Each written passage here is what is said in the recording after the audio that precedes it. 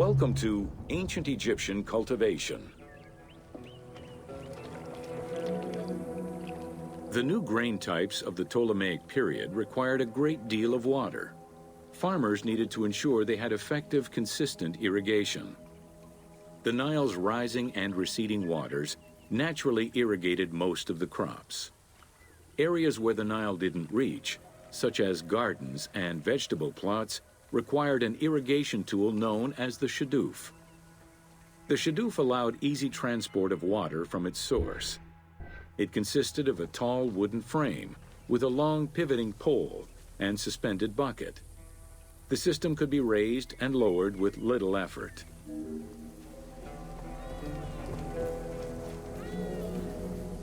Later, a sakya, or water wheel, was invented. The sakya needed animals to turn the wheel, which rotated buckets through the water. It drew the water to an elevation of 3.5 meters and enabled a great deal of control over the irrigation process. This improvement supplied larger areas and thus resulted in larger harvests.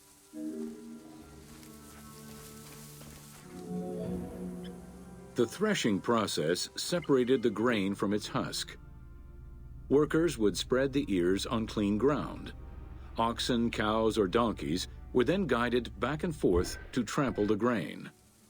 This continuous movement worked the grain loose while preventing the animals from eating it. Unwanted chaff and straw were swept away, or gathered and added to the mud used to make bricks, to make them stronger. Winnowing was the stage where workers used wooden scoops to throw ears in the air.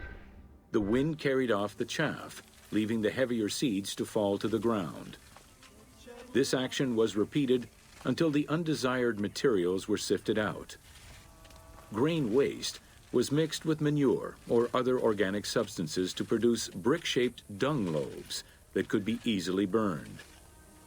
A standardized brick size enabled Egyptians to mass-produce this byproduct and use it as a commodity. Transporting large amounts of grain required ships equipped to carry heavy loads. These goods were moved during the Nile's flooding season, when the river was deep enough for large ships. The transports stopped at checkpoints to accommodate customs and police controls, as well as for technical requirements and weather conditions.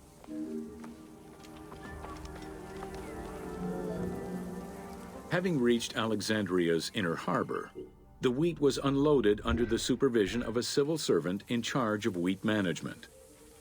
Portions were distributed to Alexandria's city market, and the remaining stockpile was either exported or stored in warehouses.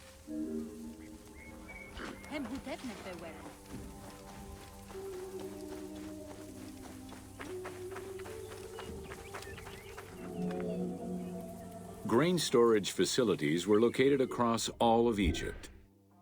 Temples and institutions had large silos, while individual houses had storage sheds. In some houses, arched cellars were built into the foundations. These watertight chambers were accessible from the ground floor through a trapdoor.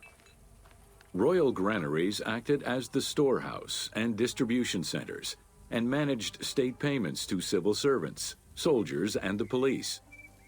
Though plastered on the inside, silos weren't completely sealed, and so remained susceptible to mice infestations. When the grain was ready for processing, it was poured into bowls and pounded into a coarse flour. That flour was then passed through a sieve to make it of finer quality, and further ground between stones. Ancient Egyptians did not stock flour.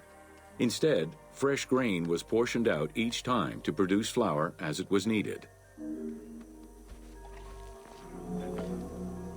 The sieves used by ancient Egyptians were unable to filter out sand and stones. Grit often passed into the flour, causing long-term tooth abrasions among all classes of Egyptians.